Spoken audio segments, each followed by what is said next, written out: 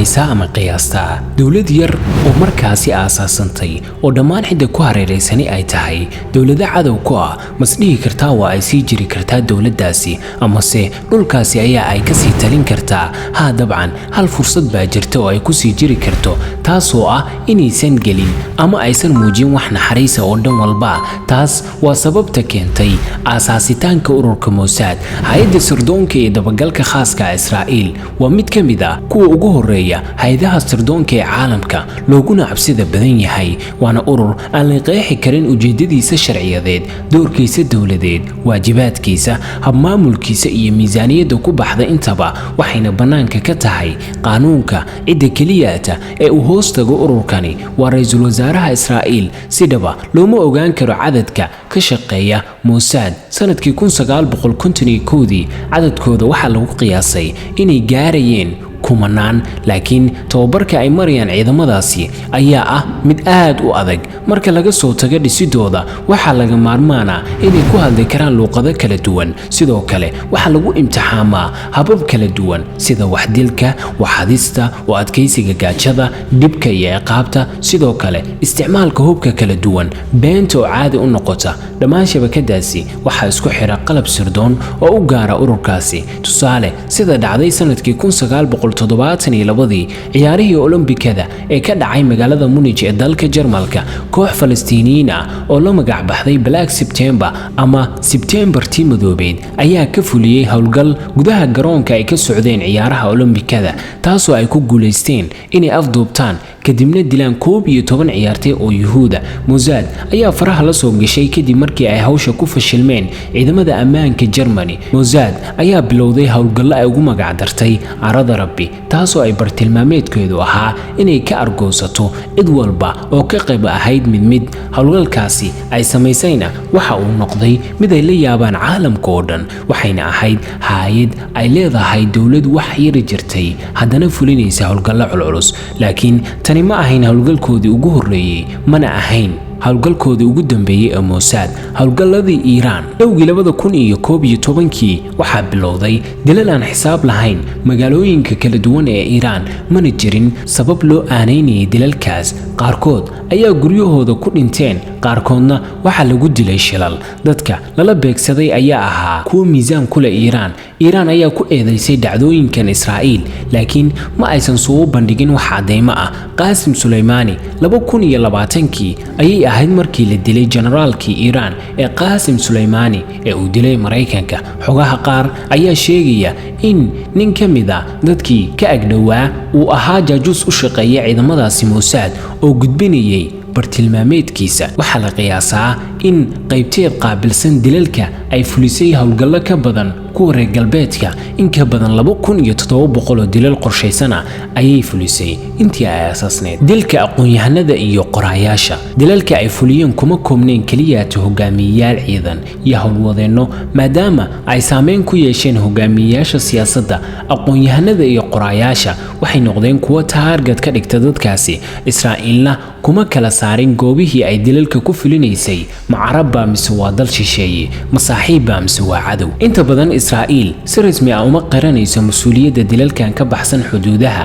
aqoonsiga dilalkan wuxuu inta badan ka yimaadaa suxufiyiinta qoraayaasha warbaahinta Israa'iil sanado badan kadib bishii Luulyo sanadkii 1972 Israa'iil waxay dishay qoraa iyo saxafi reer Falastiin ah oo lagu magacaabo Qaasim Kanqani iyadoo ku qarxisay gaarigiisa walxaha qarxa gudaha magaalada Beirut bishii Maarso 1979 sirdoonka Israa'iil ee Mossad ayaa ku dilay hotel ku yaala wadanka Jarmalka bariwadii hogaamiyihii jabhadda shacabka ee caanka ahaa isagoo ku sugan mid ka mid ah hoteelada Jarmalka waxayna sun ugu dareen shukulaato uu aad u jeclaa nukliyeerkii Suuriya bartamihii bishii May 2007 aqalka cad ayaa ka helay codsi degdeg ah oo uga timid agaasimaha Mossad ee Israa'iil si uu u qabto kulan lagu soo bandhigayay macluumaadka la xiriira dhismihii Suuriya ee nukliyeerka oo ay nashqadeeyaan Kuuriyada Waqooyi si ay go'aan uga gaaraan, waxaana si wadajir ah loogu baahan yahay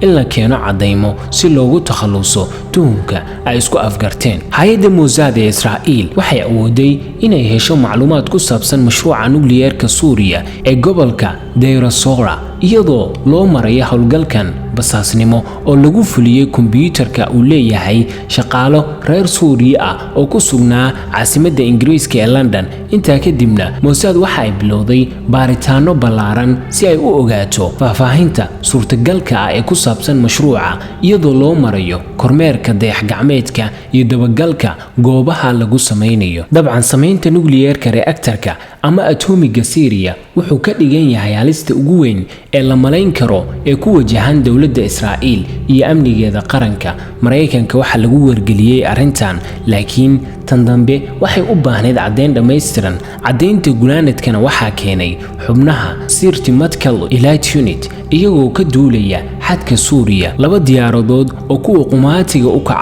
ah kuwaasoo furmay inta lagu guda jiray mugdiga habeenkii si ay u helaan muunado ka mid ah ciidda goobtaasi, taasoo falanqaynta muujisay jiritaanka shucaaca walxaha radioactivity. Mareykanku wuxuu siiyey iftiinka cagaaran ee Israa'iil si ay u burburiso goobta, sidaas darteedna 10 diyaaradood oo dagaal ayaa ka baxay, kadibna 3 ka mid ah ayaa ku soo noqday saldhigga si 7 diyaaradood ee soo hadhay ay u wajahaan wadada xaruntii nukliyeerka reactorka ee Deir ez-Zor, halkaas oo ay diyaaraduhu ku garaaceen gantaalo iyo bambooyin si ay dhulka ula simaan dhammaan aagga hawsha nukliyeerka ka socoto. ka argoosigii naasiyiinta kadib aasaasitaankii dowladda Israa'iil 1948 Israa'iil ma ilaawin wixii naasiyiintu ku sameeyeen Yuhuudda Jarmalka ka hor intii lagu guda jiray dagaalkii labaad ee adduunka. sidaa darteedna guddi ayaa laga dhex abuuray adeegga sirdoonka Israa'iil oo ujeedkiisu ahayd in la baaro naasiyiinta,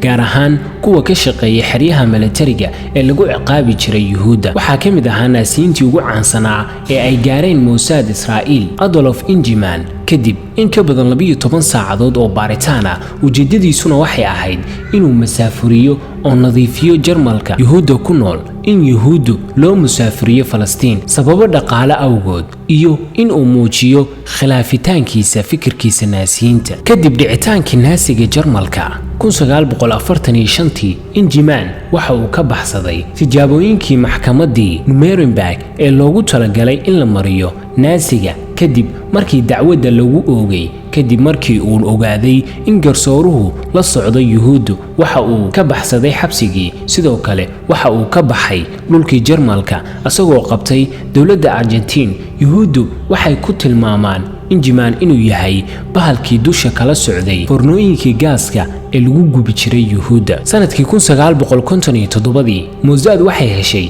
xog inuu Eichmann ku sugan yahay Argentine, isla markiina howlgalkii afduubka Eichmann ayaa la qorsheeyay. uu hogaaminayay Rafael Eitan. hawshan runtii aad bay u adkeyd sababtoo ah waxay ahayd afduubka qof leh aqoonsi wadan iyagoo ka imaanaya 10 kiiloomitir oo aan wax caymis ah lala gelin dowladaha magangelisay. laakiin iyadoo markaasi lagu xisaabtamayo howlgalka noocan ah ee sirdoonka, haddana waxaa la ogaa falcelinta ka imaanaysa xasuuqa Yuhuudda ee naasiyiinta. Israa'iil ayaa muujisay dabaaldeg weyn oo muuqda kadib afduubkii Eichmann iyo ku soo laabashadii Israa'iil, ilaa heer uu ra'iisul wasaarihii Israa'iil Ben Gurion oo khudbad ka horjeediyay kaniisad, taasoo uu ku muujiyay sida uu ugu faraxsan yahay in laamaha sirdoonka ay awood u yeeshaan inay xiraan Eichmann. howlgalkani wuxuu runtii kor u qaaday awoodda Mossad. Eichmann wuxuu ku soo gabagaboobay in la dilo, kadib la daldalo lana gubo, dambaskiisana lagu tuuro badda. waxaana la soo wariyay Eichmann uu ka soo horjeeday siyaasadda naasiyiinta ee ku wajahan Yuhuudda, wuxuuna ka dalbaday inuu markhaatiyaal u keeno Yuhuudda inay arrinkaasi caddeeyaan, laakiin garsoorayaashu waa ay diideen inay sidaas sameeyaan. howlgalladoodii fashilmay inkastoo oo guul weyn laga gaaray dalalkii badnaa intooda badan, haddana qaar baa fashilmay. Bishii Sebteembar 1997 Mossad waxay isku dayday inay disho madaxa xafiiska siyaasadda ee Xamaas, Khalid Meshaal. Unuga Gideon ayaa Meshaal ku duray walxo sun ah, kadib waxaa la geeyey qaybta daryeelka degdega. Arrintii isku daygii dilkan waxaa la kashifay, waxaana la xiray 2 xubnood oo ka mid ah kuwii fulinayay. Tanina waxay cadhaysiisay boqorkii Urdun ee waqtigaas, Hussein bin Talaal, oo ku adkaysay inuu Israa'iil soo gaarsiiso serum antitoxin, dawadii sunta, si loo badbaadiyo nolosha Meshaal. wuuna ka badbaaday. Muddo 30 sano ah Israa'iil waxay ku guuldareysatay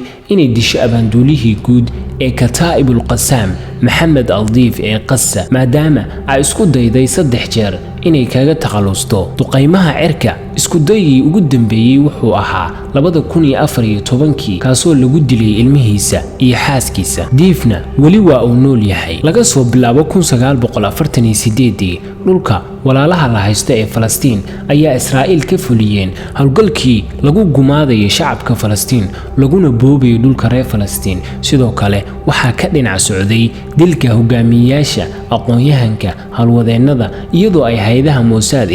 qayb weyn ka qaateen hirgelinta qorshihii Sahnooniyiinta ee qabsashada Falastiin iyo yigleelidii maamulka Israa'iil.